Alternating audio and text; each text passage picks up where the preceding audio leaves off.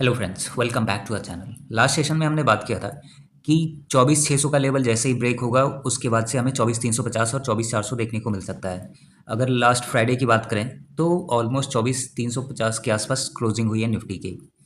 अभी अगर world wide देखें जो चेंजिंग वर्ल्ड ऑर्डर है उसके हिसाब से, तो दो पार्टीज़ हैं।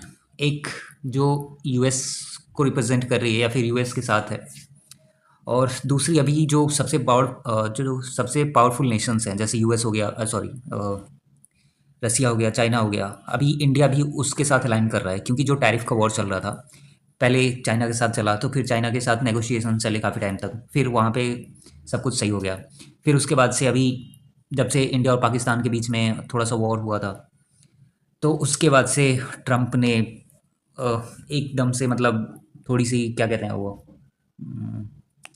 नोबेल प्राइज़ जीतने के लालच से, मतलब अपने आप को बीच में खड़ा कर दिया कि मैं ही हूँ, मैंने ही सब कुछ सही किया है। मतलब दोनों कंट्रीज़ के बीच में नेगोशिएशन कराया है। तो इन सब चीज़ों को लेके इवन पाकिस्तान ने ऑलरेडी बता दिया है कि मतलब ट्रम्प ने ही सीज़ फायर करवाया था एंड ऑल दैट, वो बहुत पहले। उसके बाद से अभी अज़रबैजान और अर्मेनिया के बीच में जो कन्फ्लिक्ट चल रहा था उसको कूल डाउन करवा दिया है। बेसिकली क्या है कि ट्रम्प चाहता है कि उसको नोबेल प्राइज़ मिले, और ये चीज़ मैंने बहुत पहले अपने वीडियोस में बताया था। ठीक है। अभी अगर हम आईएमएफ की रिपोर्ट भी मैंने एनालिसिस की थी, उसमें आने वाले टाइम में, मतलब ऑलमोस्ट 2045-2050 के आसपास इंडिया टॉप 3 में आ जाएगा। हो सकता है कि टॉप 2 में भी आ जाए। तो यूएस इस चीज़ को भी देख रहा है कि इंडिया कहाँ पे, जैसे अभी यूएस और चाइना के साथ कंपटीशन है, आने वाले टाइम में इंडिया और यूएस का के साथ एक कंपटीशन हो जाएगा। अगर यूएस इंडिया को थोड़ा भी फेवर करता है वो एक्सपोर्ट वगैरह में, तो जो टैरिफ का प्लान अभी चल रहा है इनका, अगर वहाँ पे थोड़ा भी रिलीफ मिलता है, तो आने वाले टाइम में जैसे चाइना यूएस को कॉम्पीट कर रहा है, वैसे इंडिया भी कर सकता है। ऑल्दो इंडिया में बहुत सारी प्रॉब्लम्स हैं, हर चीज़ अगर हम कंपेयर करते हैं चाइना से, तो चाइना के हम, मतलब 10th पार्ट भी हम नहीं कर रहे हैं। बट स्टिल हम, हमारा जो फोरकास्ट है, हमारा जो जीडीपी ग्रोथ है, उस पर अगर हम थोड़ा सा फोकस करें तो वो हमारे फेवर में चल रहा है। अभी अभी जो लास्ट वीक आरबीआई की मॉनेटरी पॉलिसी थी, उसमें भी ये चीज़ सामने आई कि हमारी जो ग्रोथ है वो 6.5 से 6.7 तक ही रहने वाली है। मतलब ये 2026 मार्च तक डिफरेंट डिफरेंट क्वार्टर में चेंज होते रहेगा, मतलब 0.3% से ही चेंज होगा। ठीक है। बट इसके अलावा एक चीज़ और है कि अगर जो टैरिफ है यूएस के साथ, यूएस ने अभी इम्पोज किया है 50% का, अगर 50% टैरिफ रहता है और वो उस चीज़ पे हम कम नहीं करते हैं, या फिर उसी चीज़ पे रहता है, 50% ही सपोज़ वो चार्ज करता है, फिर हमारा जो जीडीपी ग्रोथ है वो 0.5 से 0.9% नेगेटिव हो जाएगा। यानी कि आने वाले टाइम में अगर हम कहें, अगर 50% टैरिफ इम्पोज कर देता है यूएसए, तो हमारा जो जीडीपी ग्रोथ है वो कहीं ना कहीं इम्पैक्ट होगा।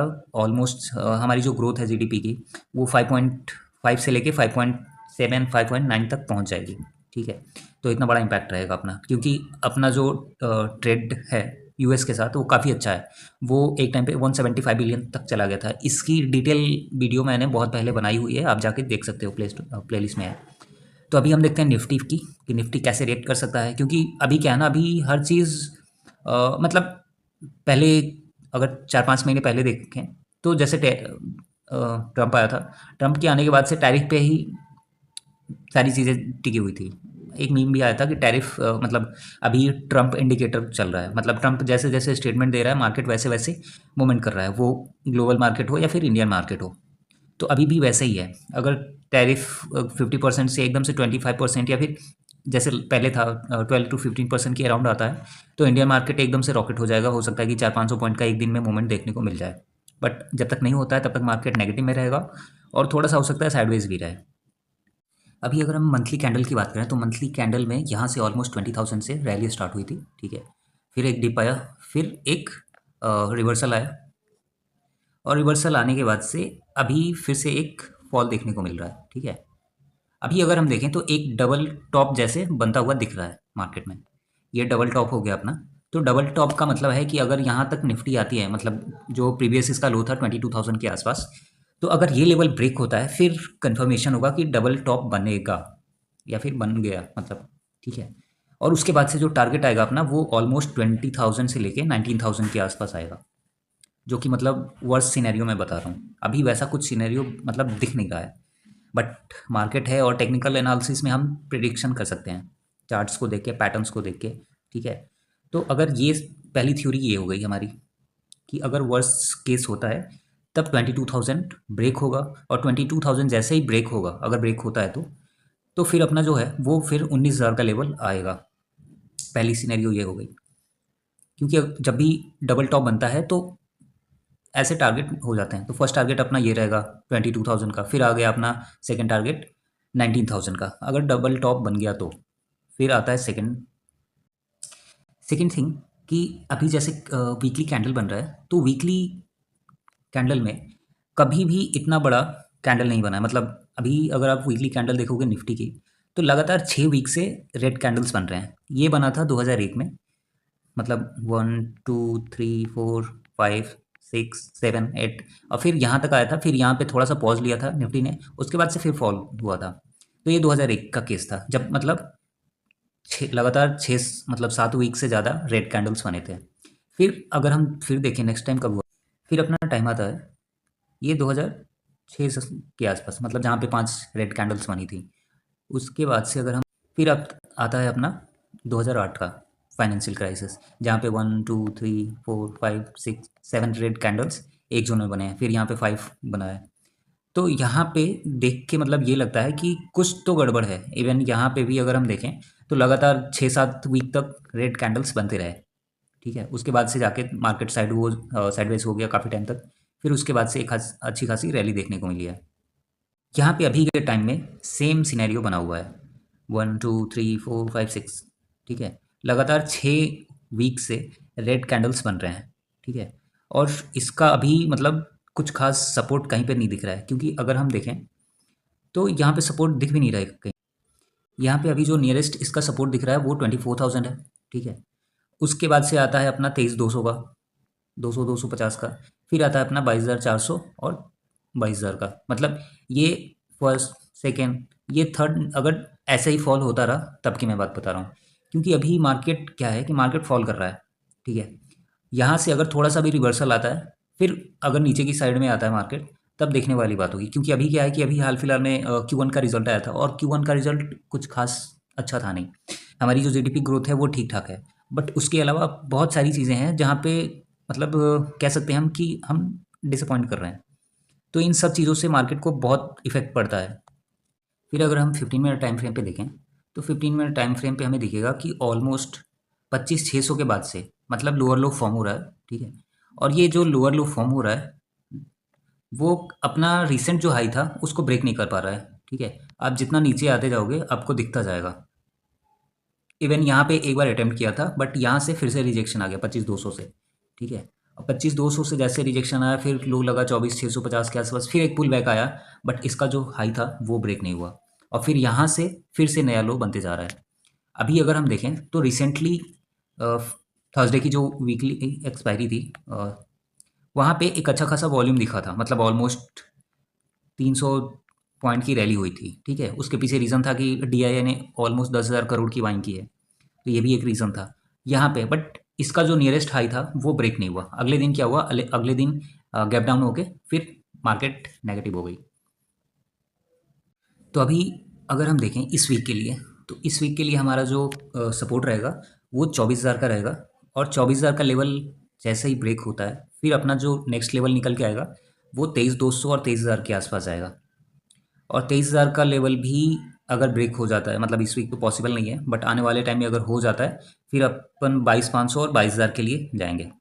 अगर हम रेजिस्टेंस की बात करें तो अभी 25,000 का इस वीक तक रहेगा रेजिस्टेंस, 25,000 और 25,250 के आसपास। एटलीस्ट हम 25,500 का भी देख सकते हैं। 25,000 25,500, मतलब यहाँ से बेसिकली क्या है कि जो मंथली अगर आप एवरेज करते हो पूरे साल का, तो निफ्टी 1200 पॉइंट मूवमेंट देती है। एक्सेप्शनल केस जो होता है उसको छोड़ दिया जाए तो, ठीक है। अगर वो भी एवरेज करोगे तो 1200 ही निकल के आएगा ऑन एन एवरेज। तो 1200 पॉइंट में मतलब ऊपर और नीचे दोनों साइड मिला के मैं बता रहा हूँ। तो 1200 पॉइंट का मूवमेंट बहुत होता है, और 1200 पॉइंट में अगर निफ्टी ऊपर की तरफ जाती है, सपोज यहाँ से 600 पॉइंट नीचे आ जाती है, तो 22,800, और ऊपर की साइड में अपन 25,500 तक जा सकते हैं। इवन 25,000 और 25,200 भी चलेगा। बट अभी देखने वाली बात होगी कि ये जो अभी मंथ है सितंबर जैसे ख़त्म होगा, फिर अक्टूबर से Q2 का रिजल्ट आना स्टार्ट हो जाएगा। Q2 का रिजल्ट अच्छा आता है, इवन जितने बड़े प्लेयर्स हैं उनका, ठीक है। और उसके बाद से क्या है कि दिवाली है, दिवाली इस साल अक्टूबर में ही है, तो वो भी थोड़ा सा प्लस पॉइंट हो जाएगा अपने लिए कि अक्टूबर से Q2 का रिजल्ट आना स्टार्ट हो जाएगा। और दिवाली के आसपास इंडियन मार्केट में थोड़ा सा मोमेंटम देखने को मिलता है, अक्टूबर और मतलब नवंबर तक, दिसंबर में भी थोड़ा बहुत देखने को मिलता है। तो अभी ये देखना पड़ेगा कि मतलब मोमेंटम कब से स्टार्ट होता है। अगर मिड अगस्त से स्टार्ट हो गया, सपोज 15 अगस्त के बाद से, या फिर इस मंथ कुछ नहीं हुआ, साइडवेज हो गया, नेगेटिव रहा मार्केट, तो अगर नेक्स्ट वीक से या फिर नेक्स्ट मंथ से थोड़ी बहुत रैली स्टार्ट होती है, तब कैसा चलता है मार्केट। क्योंकि मार्केट जो है सेंटिमेंट्स पे चलता है, मतलब अगर जो नेगोशिएशन चल रही है, देखो दो वर्ल्ड ऑर्डर खड़े हुए हैं इस टाइम पे। एक कैंप है यूएस का, और दूसरा उसके अगेंस्ट में तीन जो बड़ी सबसे पावरफुल कंट्रीज़ हैं, जैसे चाइना हो गया, रसिया हो गया, अभी इंडिया हो गया। तो ये तीन चार कंट्रीज़ मिलके अगर अपने आप को इस्टेब्लिश कर लेती हैं, यूएस के अगेंस्ट करती हैं। क्योंकि अभी क्या है कि अभी ब्राज़ील, जितने भी बड़े मतलब छोटे छोटे डेवलपिंग कंट्रीज़ हैं, वो यूएस को मतलब सामने से फाइट दे रहे हैं, जो कि मतलब एक तरीके से सुसाइडल ही कह सकते हैं, बट ठीक है, अपना स्टैंड रख रहे हैं। अभी ब्राज़ील हो गया, ब्राज़ील ने बहुत सारे जो उनके फाइटर जेट्स थे उसकी कैंसिल की। इंडिया ने भी ऑलमोस्ट बोइंग की बहुत सारी डील्स थी उसको कैंसिल की है, मतलब पॉज कर दिया कुछ टाइम के लिए। तो ये अच्छी चीज़ है, और अच्छी चीज़ यही है कि हम स्टैंड ले रहे हैं, ठीक है, और लेना भी चाहिए। अगर आज हम स्टैंड नहीं लेंगे तो कभी नहीं ले पाएंगे। अभी बहुत सारी चीज़ें हैं आने वाले, मतलब मुझे लगता है कि 8-10 दिन में बहुत सारी चीज़ें क्लियर हो जाएंगी, और जैसे धीरे धीरे क्लैरिटी आने लगेगी, मार्केट वैसे बिहेव करना स्टार्ट कर देगा और मार्केट ऊपर जाना स्टार्ट कर देगा। तो मार्केट को मेन चीज़ क्या चाहिए अभी के टाइम पे कि एक पॉजिटिव न्यूज़ चाहिए। पॉजिटिव न्यूज़ जैसे ही आती है फिर मार्केट रॉकेट हो जाएगा। तो अभी जो हमारा नेक्स्ट सपोर्ट रहेगा वो 24,000 का डाउन साइड, 24,000 और 23,500 मैक्स टू मैक्स। ऊपर की साइड में हम 25,000 और 25,250 के आसपास ही देख रहे हैं, ठीक है। तो चलो आज के लिए इतना ही। Thank you for watching this video.